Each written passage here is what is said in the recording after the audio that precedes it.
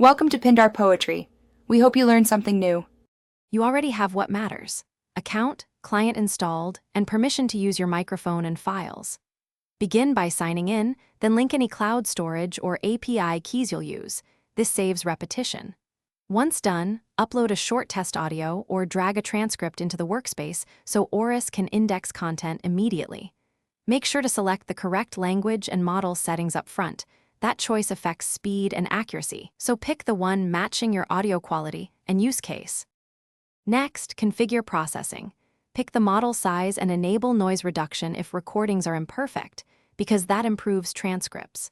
Then set transcription parameters like punctuation, speaker diarization, and timestamp granularity.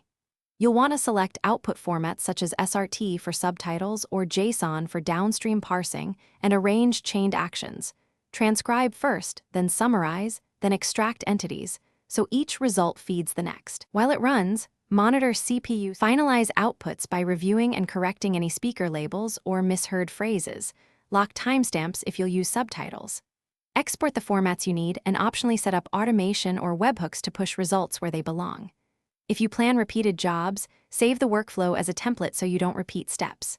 If something goes wrong, check the job logs, reduce batch size, or switch to a more robust model. Those fixes resolve most failures quickly, and then rerun the job with corrected settings.